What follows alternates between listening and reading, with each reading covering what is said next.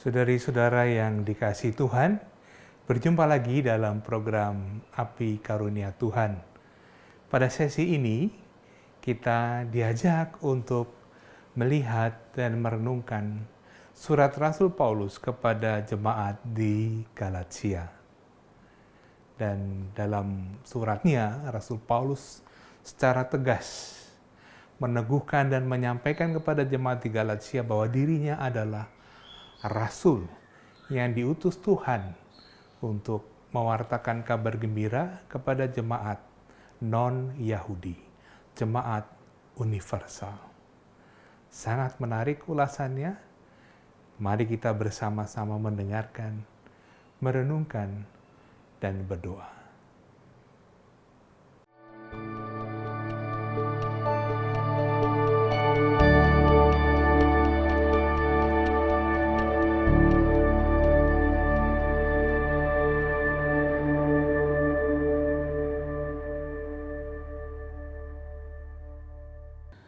Selamat malam, saudari-saudaraku yang terkasih. Dalam percakapan kita yang terakhir, kita mulai dengan surat Rasul Paulus kepada jemaat-jemaat di Galatia. Saya tadi sengaja menggunakan kata jemaat-jemaat dan bukan jemaat, karena itulah salah satu yang khas di dalam surat ini. Jadi kalau dibaca pada ayat 2, ketika Paulus mengirim salam, dan dari semua saudara yang ada bersama-sama dengan aku kepada jemaat-jemaat di Galatia. Kalau kita membaca surat kepada orang Korintus, jemaatnya dalam bentuk tunggal kepada jemaat di Korintus. Karena apa? Karena Galatia itu bukan kota, tetapi adalah wilayah provinsi, dan bisa dibayangkan di dalam wilayah provinsi itu ada banyak jemaat-jemaat murid-murid Kristus. Galatia itu sekarang kurang lebih ada di Turki. Itu yang sudah kita bicarakan. Lalu kita juga sudah membicarakan Galatia ini adalah wilayah yang rupa-rupanya sering dilalui oleh Paulus. Dalam perjalanan misi pertama, bab 14 ayat 6 Kisah Para Rasul, Paulus lewat wilayah itu. Dalam perjalanan misi kedua, sama. Dalam perjalanan misi ketiga, dia juga lewat di situ, kemudian sampai di Efesus, dan dari Efesus Paulus menulis surat kepada orang-orang, kepada jemaat di Galatia itu. Nah, surat ini tidak gampang dibaca, karena apa?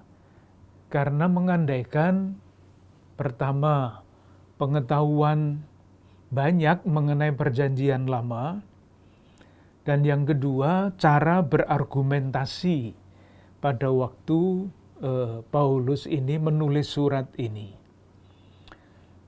Dan itu dilakukan oleh Paulus yang adalah seorang Yahudi, meskipun kewarganegaraannya Romawi, tapi dia adalah orang pribadi yang sungguh-sungguh faham mengenai perjanjian lama, dan sungguh-sungguh faham bagaimana berargumentasi atau bahkan berdebat mengenai pokok-pokok yang berkaitan dengan perjanjian lama. Meskipun demikian, ada kesulitan-kesulitan seperti itu. Inti dari surat kepada orang Galatia sebetulnya tidak terlalu berbelit-belit. Ada dua hal yang penting. Nanti diperhatikan kalau membaca surat kepada orang Galatia, apapun yang dia tulis adalah berkaitan dengan dua hal ini. Meskipun sebagian disampaikan dengan kata-kata yang gampang, kalimat-kalimat atau argumentasi yang sederhana, sementara di tempat lain argumentasinya itu ruwet. Kan biasa ya kalau ada pokok masalah yang serius, argumentasinya bisa sederhana tapi juga bisa ruwet. Karena masing-masing ingin mencoba menjelaskan dari berbagai macam segi. Nah, dua hal itu adalah sebagai berikut. Yang pertama, Paulus ingin mengatakan, ingin membuktikan bahwa dia adalah rasul. Artinya pewarta Injil. Memang berbeda dengan rasul-rasul yang lain, karena rasul-rasul yang lain itu termasuk di dalam 12 rasul yang menjadi landasan gereja. Kepada ke-12 rasul, Roh Kudus turun. Jadilah gereja di atas fondasi dasar para rasul. Nah, Paulus tidak termasuk di dalam ke-12-an itu. Ia adalah rasul dalam arti mendapat mandat khusus dari Tuhan untuk mewartakan Injil yang sama, tetapi khususnya kepada orang-orang dari latar belakang lain, orang-orang bukan Yahudi. Rupanya ada banyak yang meragukan kerasulan Paulus. Maka dia membela diri mati-matian dengan segala macam argumentasinya. Itu yang pertama. Yang kedua, ini masalah yang sangat penting, yang sangat menentukan, adalah pertanyaan ini, Injil yang mana? Ada Injil Yesus Kristus, nanti ada yang dia sebut Injil yang lain. Injil yang mana itu? Masalahnya adalah sebetulnya pertanyaan mendasar. Orang itu, manusia itu diselamatkan karena taat mengikuti hukum Taurat atau karena iman akan Yesus Kristus. Itu intinya. Nanti argumentasinya macam-macam, memakai argumentasi perjanjian lama, memakai argumentasi pribadi, karena Paulus dulunya adalah orang yang sungguh Yahudi, berpegang teguh pada hukum Taurat karena yakin bahwa orang diselamatkan kalau mengikuti hukum Taurat dan adat istiadat Yahudi. Tetapi sesudah berjumpa dengan Kristus, ia berubah. Keyakinannya bukan lagi orang diselamatkan karena hukum Taurat dan adat istiadat Yahudi, tetapi karena iman akan Yesus Kristus. Jadi nanti argumentasinya dari perjanjian lama ada, dari argumentasi pribadi ada, macam-macam. Nah, itulah yang membuat kita nanti mungkin agak kesulitan karena harus menyesuaikan cara berpikir kita dengan cara berpikir pada waktu itu yang khas Paulus. Tentu pokok yang kelihatannya sederhana ini nanti konsekuensinya besar. Kalau orang diselamatkan oleh Yesus Kristus itu akibatnya apa? Nah, sekitar itu. Jadi sebetulnya kita bisa selesai dengan surat kepada orang Galatia, lalu silahkan membaca sendiri. Lalu percakapan kita bisa selesai. Tetapi mungkin baik kita coba lihat apa yang dilakukan oleh Paulus di dalam surat-suratnya. Jadi yang pokok itu nanti silahkan selalu memperhatikan kalau membaca surat Rasul Paulus kepada orang Galatia. Nah, sekarang akan kita rinci satu persatu. Seperti biasa, kita mengikuti maksud surat ini ditulis apa. Tadi sudah disebut dua hal yang paling pokok.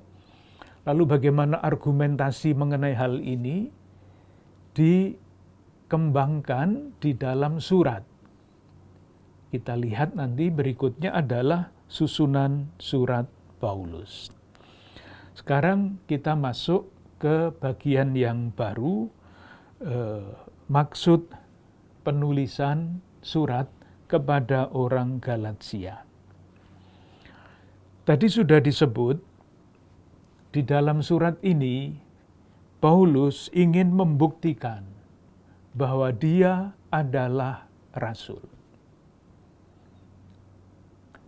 Nah, teks yang sangat jelas mengatakan itu akan kita lihat misalnya surat yang kepada orang Galatia bab 1 ayat 1.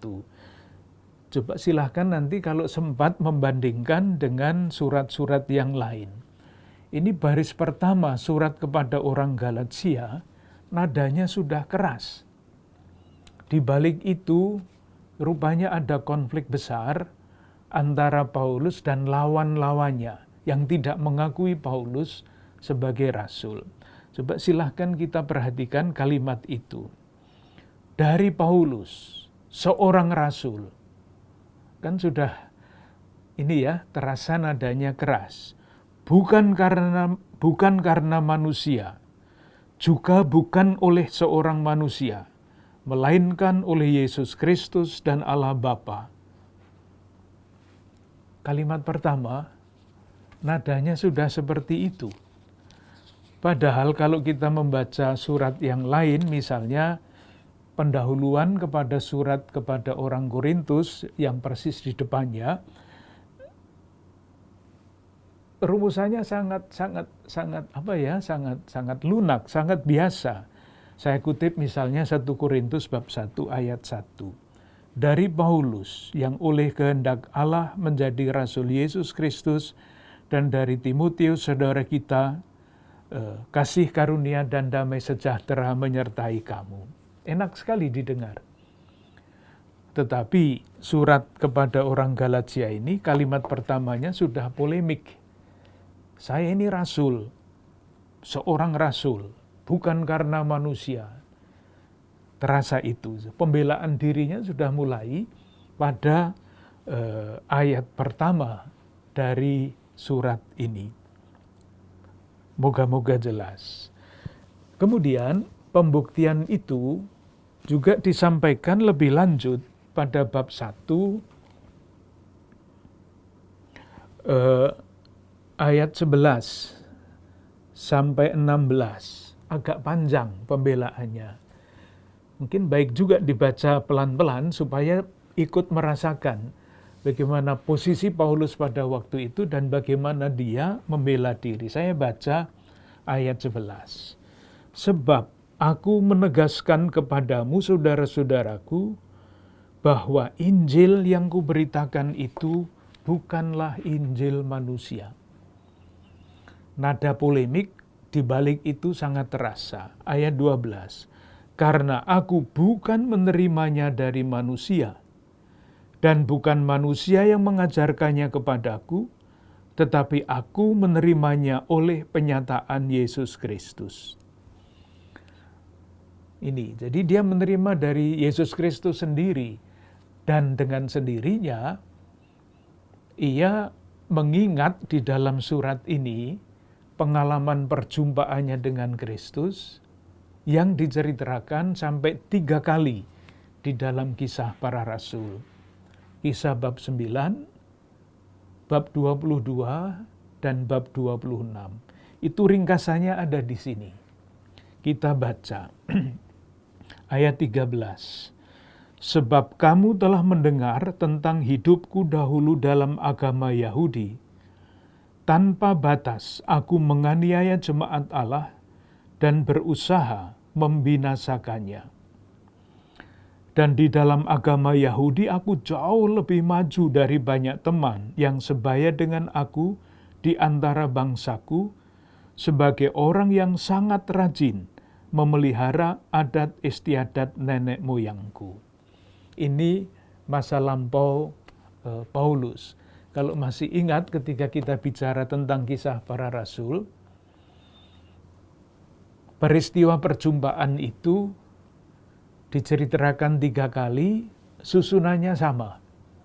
Bagian pertama, Paulus sebelum berjumpa dengan Kristus. Bagian kedua, sesudah berjumpa dengan Kristus. Nah, ini diulang di sini. Ayat 13 dan 14 itu mengungkapkan, menggambarkan hidup Paulus sebelum berjumpa dengan Kristus. Nah, lalu ayat 15.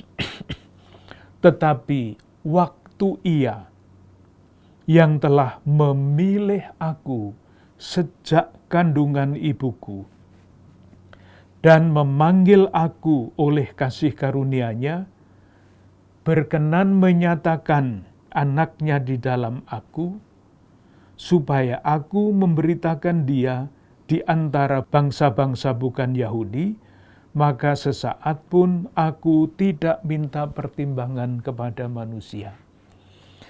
Jadi di dalam beberapa ayat ini yang diungkapkan itu sangat padat. Dalam perjumpaannya dengan Yesus, ketika Paulus berjalan ke Damaskus, itu ada 3 yang disampaikan di sini. Yang pertama, membuktikan bahwa Paulus sudah dipilih oleh Allah sejak dalam kandungan.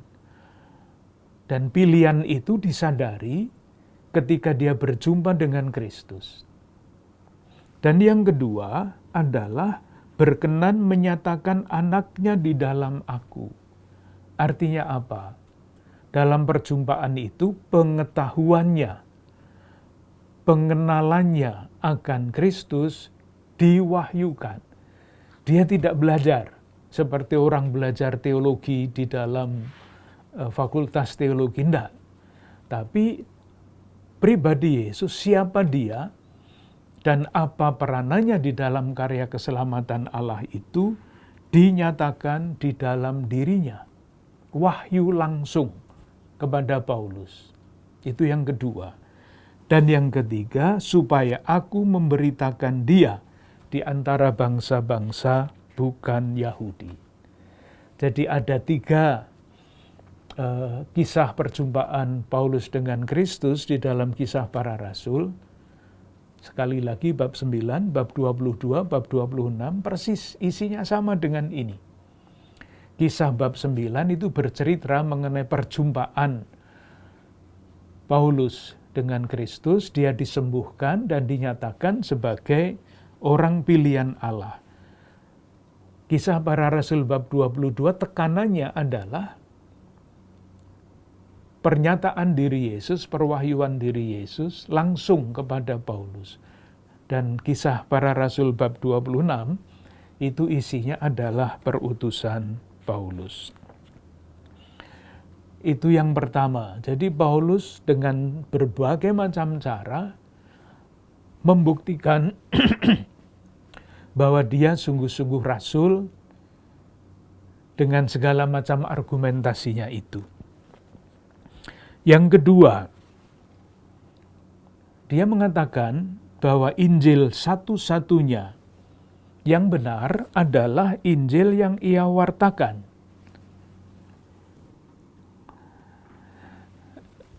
Ada istilah Injil lain yang bukan Injil, ayat 6 dan 7. Aku heran bahwa kamu begitu lekas berbalik dan sebagainya, mengikuti suatu Injil lain yang sebenarnya bukan Injil. Injil yang benar-benar diputarbalikkan. Jadi Injil yang benar adalah Injil Yesus Kristus. Itu ayat 9, seperti yang telah kami katakan dahulu, sekarang kukatakan sekali lagi, jikalau ada orang yang memberitakan kepadamu suatu Injil yang berbeda dengan apa yang telah kamu terima, diterima orang Galatia dari Paulus. Jadi ada Injil lain, ada Injil yang benar. Yaitu tadi yang 2 hal yang tadi saya katakan di depan, Taurat atau Kristus, ketaatan kepada hukum atau iman. Injil yang lain adalah Injil dalam tanda petik ya, yang diyakini oleh orang-orang Yahudi fundamentalis. Pokoknya ketaatan kepada hukum itulah yang menyelamatkan. Semakin taat kepada detail-detail hukum, diselamatkan. Jadi modelnya semacam keselamatan yang dibangun sendiri. Kalau saya melakukan hukum, maka ganjaran saya sekian. Hukumnya begini, saya melakukan ini, ganjarannya sekian. Itulah pandangan yang tanpa sadar seringkali juga terungkap di dalam hal-hal peristiwa-peristiwa sehari-hari yang dianggap umum. Sebetulnya di balik itu ada keyakinan yang tidak benar.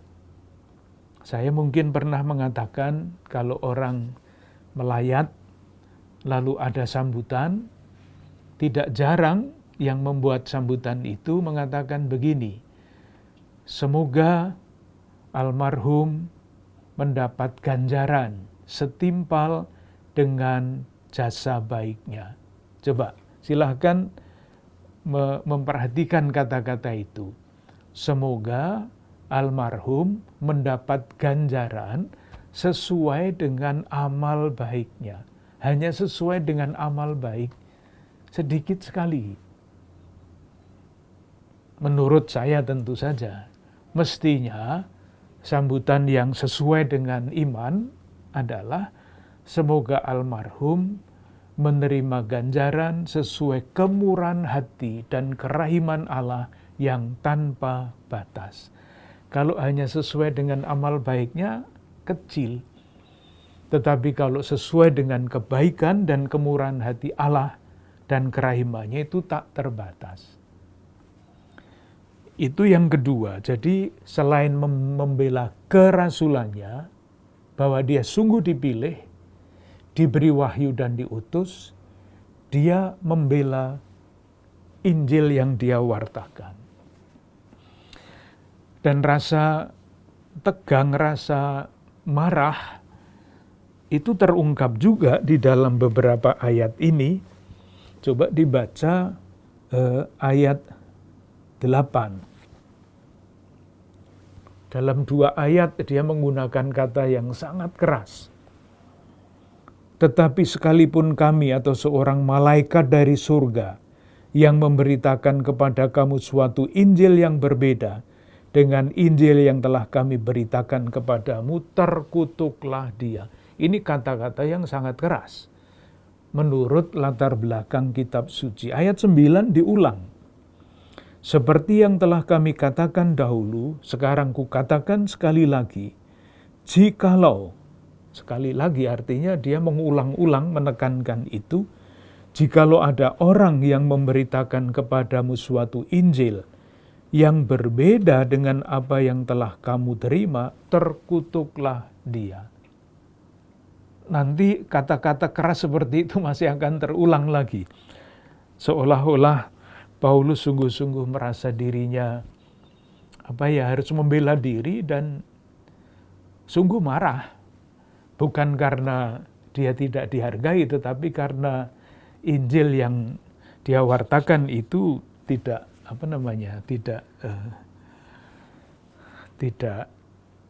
dipercaya, percaya kepada yang lain. Kemudian pada bab 2, selain membela diri bahwa dia dipilih oleh Allah sebagai rasul, akhirnya dia juga mengatakan bahwa rasul-rasul di Yerusalem, pemimpin gereja di Yerusalem itu mengakui dia sebagai rasul. Silahkan melihat bab 2 ayat 9.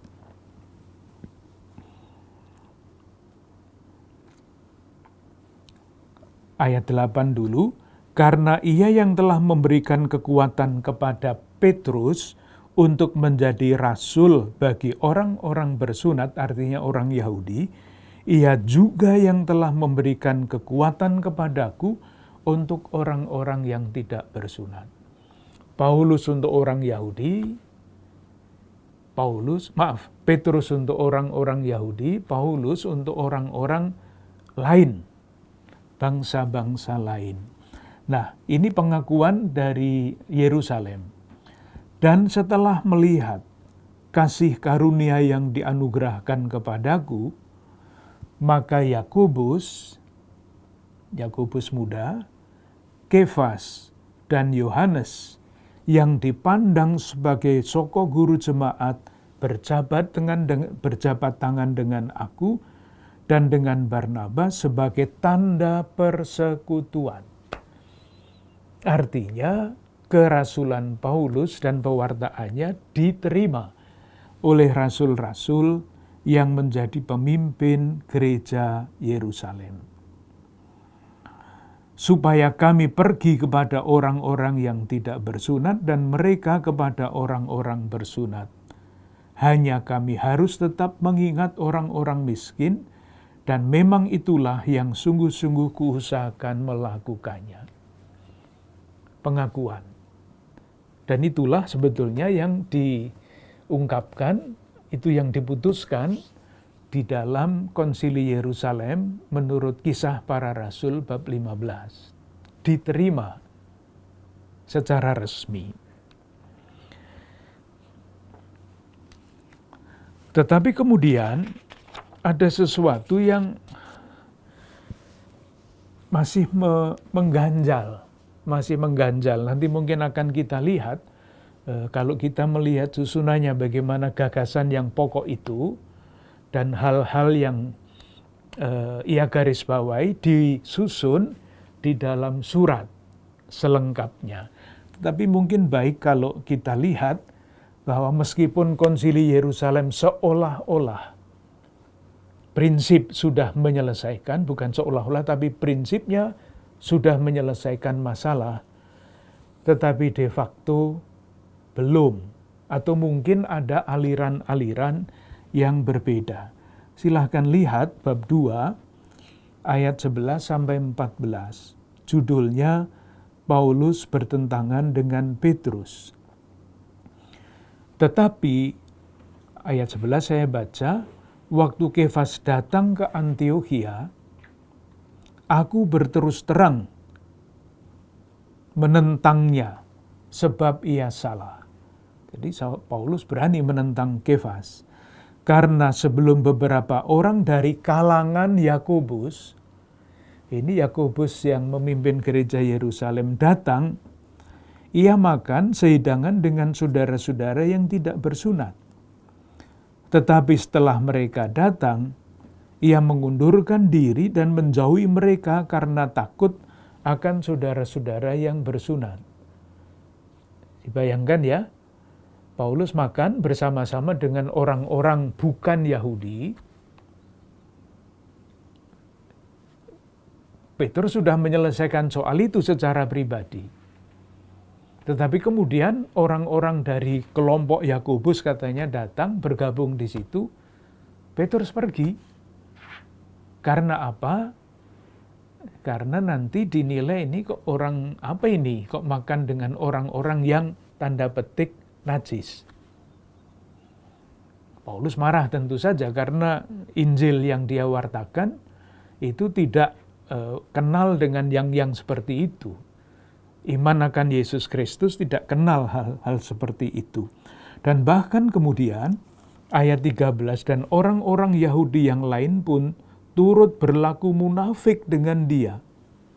Sehingga Barnabas sendiri turut terseret oleh kemunafikan mereka.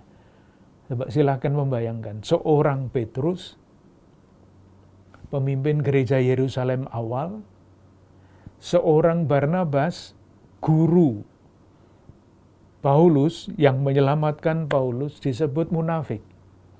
Ini kalau tidak ada perkara besar, tidak mungkin kata-kata itu dipakai. Perkaranya besar dan mendasar. Lalu belum dibaca ayat 14 yang sangat keras. Tetapi waktu kulihat bahwa kelakuan mereka tidak sesuai dengan kebenaran Injil yang dia wartakan, keselamatan bukan oleh Taurat, bukan oleh adat istiadat Yahudi, tetapi oleh Yesus Kristus. Aku berkata kepada Kefas di hadapan mereka semua. Tidak dipanggil, Kefas, Aku mau omong sebentar tentang hal ini kepada kamu. Dikatakan di hadapan mereka semua, jika engkau seorang Yahudi hidup secara kafir, mengerikan sekali, kafir, bukan secara Yahudi, bagaimana engkau dapat memaksa saudara-saudara yang tidak bersunat untuk hidup secara Yahudi?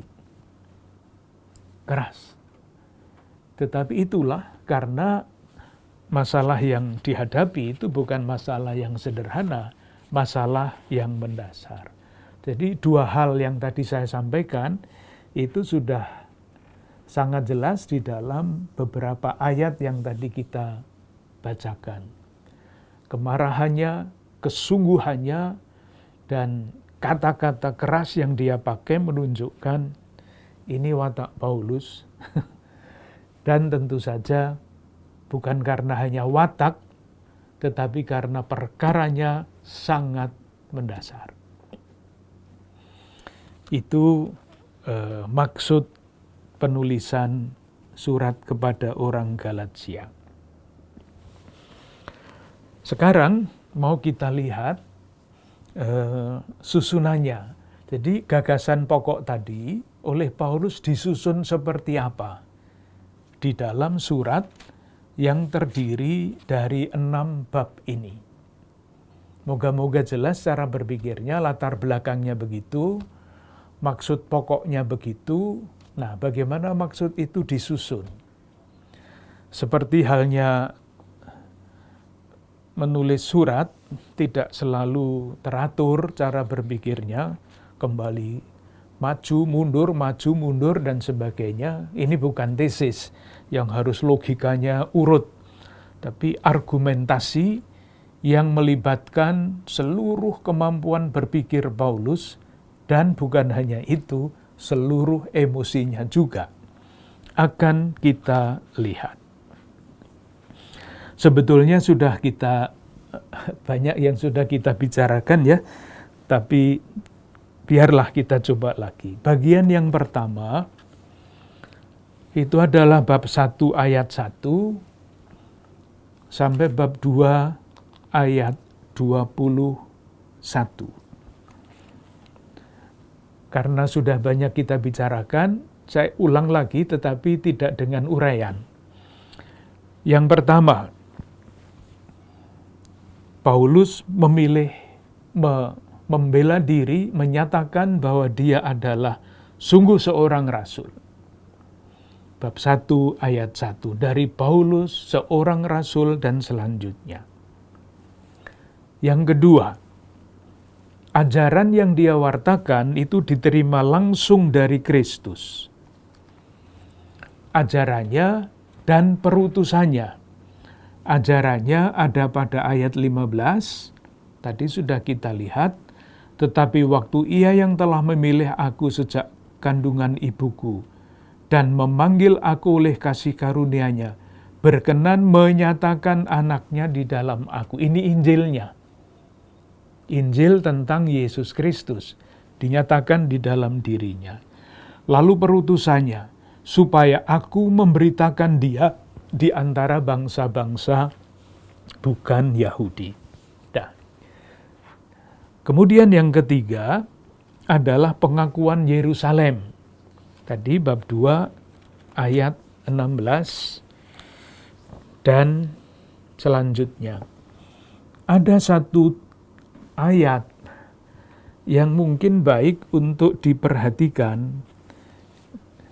Karena itu saya memberikan contoh, kadang-kadang argumentasinya itu susah diikuti.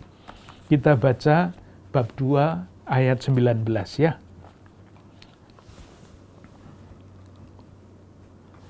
Bab 2 ayat 19 saya baca mulai ayat 18. Karena jikalau aku membangun kembali apa yang telah kurombak, membangun kembali apa yang telah kurombak, yaitu sikapnya kepada hukum Taurat, aku menyatakan diriku sebagai pelanggar hukum Taurat. Sudah agak sulit kan? Lebih sulit lagi ayat 19. Sebab aku telah mati oleh hukum Taurat untuk hukum Taurat. Ya, bingung kan? Tidak gampang. Supaya aku hidup untuk Allah. Aku telah disalibkan dengan Kristus. Ini kalau membaca begitu saja kan, ini maksudnya apa Paulus? Ya itu tadi yang saya katakan, argumentasinya kadang-kadang tidak mudah diikuti. Nah, untuk itu Lembaga Alkitab Indonesia LAI itu menerbitkan buku ini. Ini judulnya Alkitab Edisi Studi. Istimewanya apa?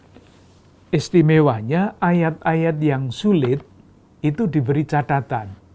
Jadi misalnya ini ada catatan kakinya. Catatan ini bukan catatan kaki, catatan pinggir. Jadi teks kitab sucinya ada di sini. Kalau ada ayat yang sulit dijelaskan di sini. Ini yang baru dari Lembaga Alkitab Indonesia. Yang lama ini edisi tahun 74. Sebelum ada edisi bersama antara LAI, Lembaga Alkitab Indonesia, dengan Lembaga Biblika Indonesia, Gereja Katolik dulu memakai kitab suci yang ini. Nah, ini juga ada catatan kakinya. Nah, kalau kita mempunyai dua jenis kitab suci ini, kalau ada kesulitan membaca, mungkin ada catatannya. Mungkin tidak semua. Tetapi harus diingat, catatan kaki itu tafsir. Jadi nanti kalau misalnya membaca catatan pinggir ini, ternyata keterangannya berbeda dengan catatan kaki ini, ya jangan heran, namanya tafsir. Nah, dalam rangka itu, kita bisa membaca catatan, saya ambil dari buku lain. Yang bukan ini, yang bagi saya paling gampang dipahami, mengenai ayat 19. Kita coba lihat lagi ya, secara lebih teliti. Sebab aku telah mati oleh hukum Taurat untuk hukum Taurat, supaya aku hidup untuk Allah. Aku telah disalibkan dengan Kristus. Disalibkan dengan Kristus. Cara berpikirnya bagaimana? Argumentasinya, kalau disederhanakan menurut bahasa kita, kira-kira begini. Yesus itu mati karena apa? Yesus itu mati, dihukum mati karena Taurat. Dia dituduh di dalam pengadilan agama menghujat Allah. Kan begitu ya? Kita baca di dalam keempat Injil, di hadapan mahkamah agama, Yesus dijatuhi hukuman mati karena menghujat Allah. Dan menurut hukum Taurat, menghujat Allah itu hukumannya hukuman mati. Mati tadi disebut oleh hukum Taurat. Yang menyebabkan Yesus dihukum mati adalah hukum Taurat. Nah, buahnya kematian Yesus apa? Buahnya kematian Yesus adalah pembebasan manusia. Manusia ditebus dari perbudakan hukum. Nah, Paulus sudah berpikir sesudah dia berjumpa dengan Kristus, orang yang hidup dalam hukum Taurat itu hidup dalam perbudakan, diatur semua oleh hukum sampai hal-hal yang kecil. Dan hukuman yang disebabkan oleh hukum Taurat. Jadi ketika Yesus wafatnya karena dianggap melanggar hukum Taurat, buahnya adalah pembebasan. Dibebaskan dari hukum dan hukuman yang disebabkan oleh hukum Taurat itu. Moga-moga lebih jelas daripada yang ditulis di dalam teks. Moga-moga tidak lebih membingungkan. Nanti saya ulang lagi karena ini penting sekali. Nah, Paulus merasa bahwa dia itu bersatu dengan Kristus.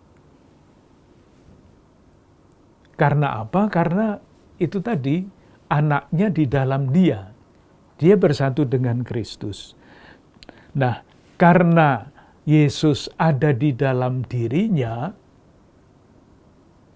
sementara Yesus itu mati karena hukum Taurat, Paulus juga mati dalam tanda petik seperti Yesus karena hukum.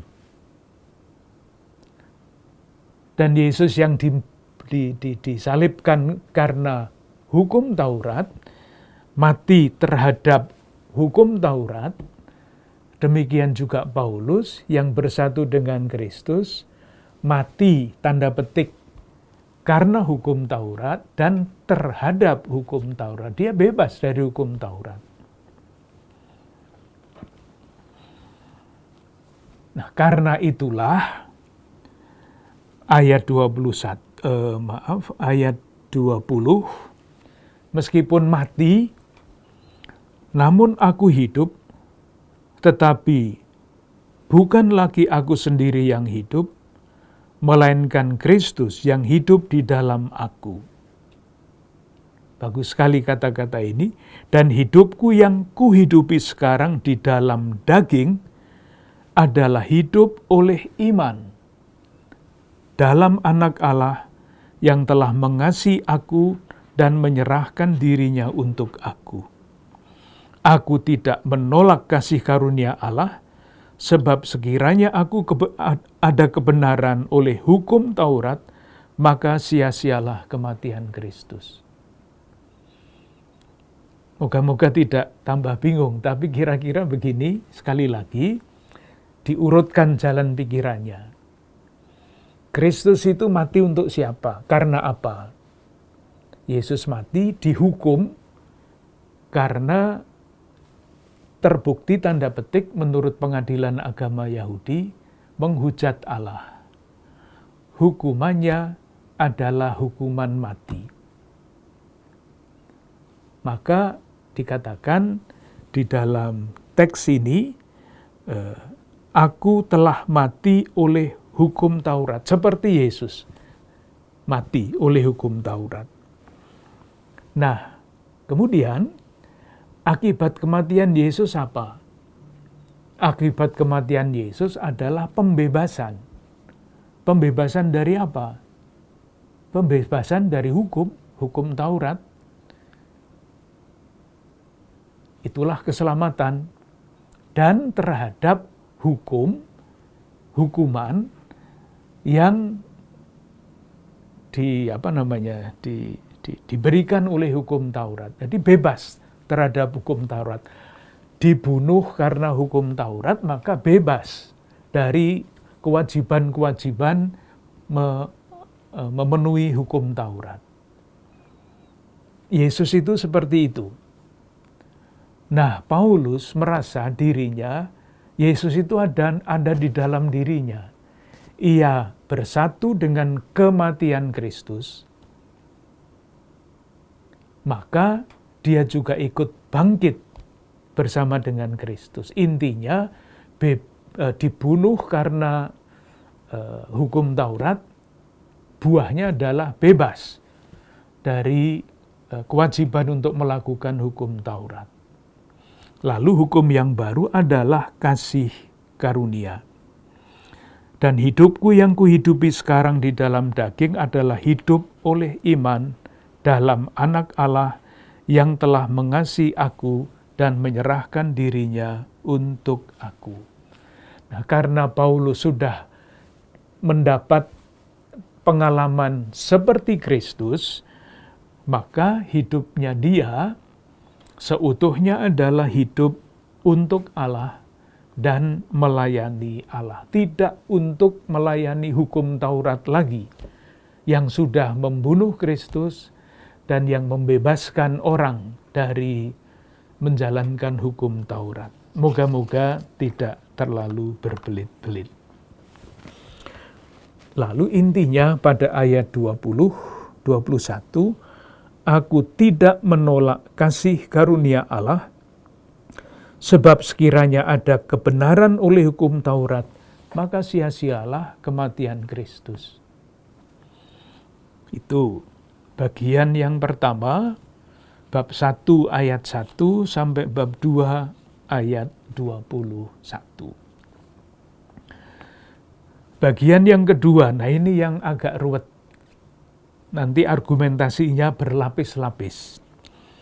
Bab 3 ayat 1 sampai bab 4 ayat 31.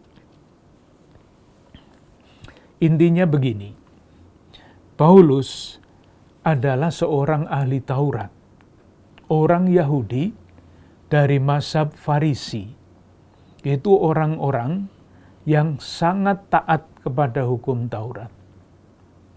Nah, dia menggunakan seluruh pengetahuannya akan hukum Taurat, akan perjanjian lama, akan istiadat-istiadat Yahudi, adat istiadat Yahudi, menggunakan semua kemampuannya itu untuk menunjukkan Taurat itu tidak mendatangkan keselamatan. Yang mendatangkan keselamatan adalah iman akan Yesus Kristus. Intinya itu. Yang pertama, bab 3 ayat 1 sampai 5. Ini Paulus mengungkapkan emosinya lagi. Nanti pengetahuannya baru sesudah itu. Emosinya dulu muncul, baru sesudah itu dia berargumentasi. Emosinya diungkapkan dengan kata-kata mana? Bab 3 ayat 1. Hai orang-orang Galatia yang bodoh, siapakah yang mempesona kamu? Tuh, tadi bilang terkutuk, sekarang bilang bodoh. Nanti bilang apa lagi di belakang? Ayat 3. Adakah kamu sebodoh itu? Kamu telah mulai dengan roh, maukah kamu sekarang mengakhirinya di dalam daging? Nah, sudah ada dua ini tadi, roh, daging. Tadi kan Taurat, iman. Nah, yang berkaitan dengan daging itu pasti dengan Taurat. Yang berkaitan dengan roh itu pasti dengan iman. Nanti masih ada istilah lain lagi, budak dan merdeka. Jadi ada kontras-kontras seperti itu. Jadi sesudah mengungkapkan, mengeluarkan seluruh perasaannya terhadap orang Galatia, menantang orang Galatia itu pada ayat 5. Jadi bagaimana sekarang? Apakah Ia yang menganugerahkan roh kepada kamu dengan berlimpah-limpah, dan yang melakukan mukjizat-mukjizat di antara kamu berbuat demikian, karena kamu melakukan hukum Taurat, atau karena kamu percaya kepada pemberitaan Injil? Ini suruh memilih orang Galatia. Mana sekarang? Jadi bagaimana sekarang? Suruh memilih sesudah dibilang macam-macam itu. Nah, sesudah tantangan untuk memilih, Paulus berargumentasi. Argumentasi yang pertama itu bab 3 ayat 6 sampai 14. Argumentasinya menggunakan tokoh Abraham. Itu sudah mulai menggunakan keahliannya mengenai masa lampau umat Allah perjanjian lama orang Israel. Ayat 6. Secara itu jugalah Abraham percaya kepada Allah, maka Allah memperhitungkan hal itu kepadanya sebagai kebenaran. Waktu Abraham hidup kan belum ada yang namanya Taurat itu. Taurat kan pada zamannya Musa, Abraham jauh sebelumnya. Nah, kalau Abraham dibenarkan, itu pasti bukan karena hukum Taurat. Belum ada hukum Tauratnya. Maka Paulus segera bisa mengatakan, secara itu jugalah Abraham percaya kepada Allah, maka Allah memperhitungkan hal itu sebagai kebenaran. Jelas ya? 1. Abraham dibenarkan karena iman. Lalu, ayat 8 dan bab 3 ayat 8 dan 9. Argumentasinya ini menarik. Dan kitab suci, kembali lagi menggunakan argumentasi Alkitabiah, yang sebelumnya mengetahui bahwa Allah membenarkan orang-orang bukan Yahudi oleh karena iman, telah terlebih dahulu memberitakan Injil kepada Abraham. Injilnya apa? Ayat 8 itu, olehmu segala bangsa akan diberkati. Bukan hanya orang Yahudi yang diberkati, segala bangsa akan diberkati. Bisa mengikuti ya argumentasi yang dipakai oleh Paulus. Kesimpulannya apa?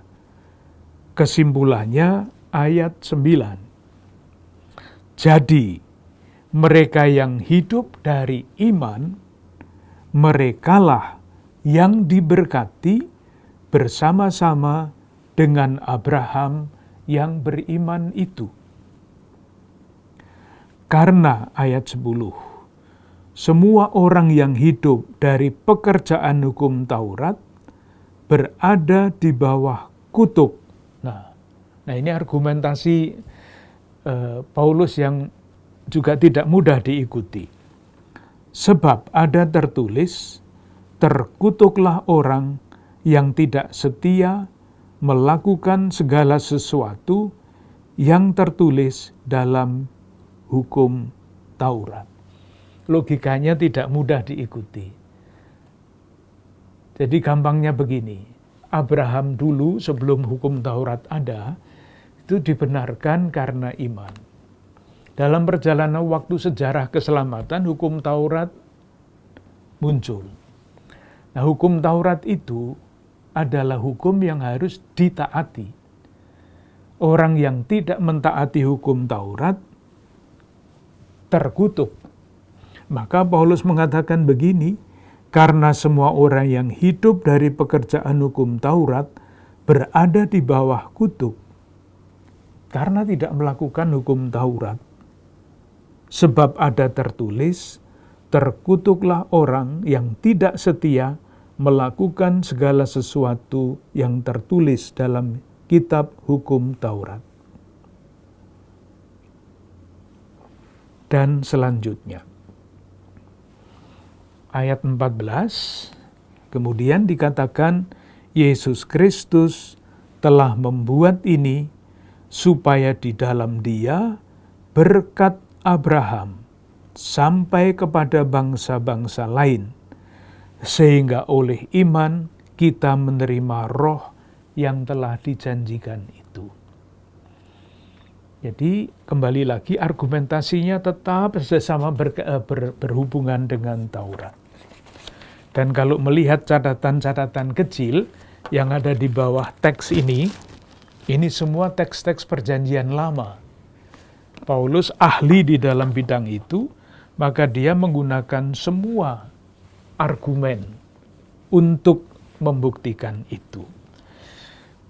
Argumentasi yang kedua adalah bab 3 ayat 15 sampai 29. Tadi pakai Abraham ya. Sekarang memakai wasiat. Mangke simbol wasiat. Wasiat kepada siapa? Kepada Abraham lagi. Ayat 15. Saudara-saudara, baiklah kupergunakan suatu contoh dari hidup sehari-hari. Suatu wasiat yang telah disahkan, sekalipun ia dari manusia, tidak dapat dibatalkan atau ditambahi oleh seorang pun. Di wasiatnya diberikan kepada Abraham. Jangan ditambah di tengah jalan. Wasiat Abraham. Wasiatnya apa? Ayat 16. Adapun kepada Abraham diucapkan segala janji itu. Nah, ini wasiatnya janji itu. Dan kepada keturunannya. Tunggal. Tidak dikatakan kepada keturunan-keturunannya. Seolah-olah dimaksud banyak orang.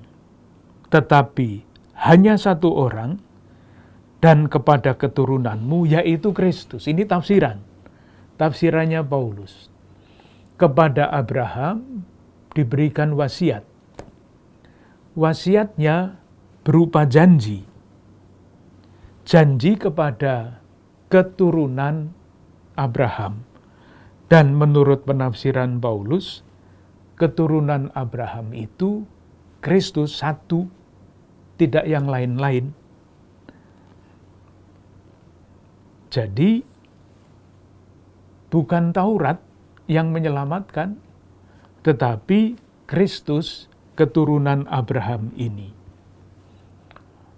Lalu tentu pertanyaannya adalah, kalau Taurat itu tidak menyelamatkan, lalu apa peranannya di dalam sejarah keselamatan ini? Dijawab, ditanyakan pada ayat 19. Kalau demikian, apakah maksudnya hukum Taurat? Ia ditambahkan oleh karena pelanggaran-pelanggaran dan selanjutnya. Jawabannya ada pada ayat 23 dan 24. Sebelum iman itu datang, kita berada di bawah pengawalan hukum Taurat. Iman akan Yesus Kristus, tentu bukan imannya Abraham. Iman akan Yesus Kristus. Sebelum iman itu datang, kita berada di bawah pengawalan hukum Taurat dan dikurung sampai iman itu telah dinyatakan. Jadi, hukum Taurat adalah penuntun bagi kita sampai Kristus datang, supaya kita dibenarkan karena iman. Itu fungsi hukum Taurat. Lalu ayat 25 dan 26, sekarang iman itu telah datang, karena itu kita tidak berada lagi di bawah pengawasan penuntun. Sebab kamu semua adalah anak-anak Allah karena iman di dalam Yesus Kristus. Moga-moga argumentasinya jelas. Tadi sudah mulai dengan Abraham. Abraham itu diselamatkan, dibenarkan karena iman. Nah, itu argumentasi pertama. Argumentasi yang ini dari bab 3 ayat 15 sampai 29 sampai 29 menggunakan Abraham lagi. Tetapi ditambah argumentasinya, yaitu wasiat untuk Abraham, yaitu janji kepada keturunannya. Keturunannya bukan banyak, tapi satu, Kristus. Itulah yang mewarisi janji dan mendatangkan keselamatan, kebenaran. Kalau demikian, fungsi hukum Taurat apa? Yaitu di antara sebelum kita beriman kepada Yesus Kristus, sebelum ada Yesus Kristus di antara kita, hukum Taurat itu fungsinya penuntun. Nah, ketika janji kepada Abraham terlaksana, yaitu datangnya Yesus Kristus, penuntunnya sudah selesai fungsinya, tidak berfungsi lagi. Karena apa? Karena kamu semua, kita semua, adalah anak-anak Allah karena iman akan Yesus Kristus. Sedikit banyak kita bisa ikuti, tetapi memang tidak mudah argumentasi berdasarkan perjanjian lama. Lalu kesimpulannya ayat 29, dan jikalau kamu adalah milik Kristus, maka kamu juga adalah keturunan Abraham dan berhak menerima janji Allah. Jadi menerima janji Allah itu bukan ketaatan kepada hukum Taurat lagi, yang fungsinya sudah selesai sebagai penuntun, tetapi karena orang Galatia, jemaat Galatia, kita semua adalah milik Kristus, maka kamu juga adalah keturunan Abraham yang berhak menerima janji Allah yang diberikan dulu kepada Abraham. Sudah jam 9, kita berhenti. Moga-moga kembali lagi, kalau argumentasi tadi ruwet, silahkan pegang yang pertama. Paulus membela kerasulannya, membela Injil yang diwartakannya, Injil bagi segala bangsa, dan yang kedua membela prinsip dasar yang sudah diputuskan dalam Konsili Yerusalem, yang menyelamatkan bukan Taurat dan adat istiadat Yahudi, tetapi iman akan Yesus Kristus. Dengan segala macam argumentasinya. Selamat malam.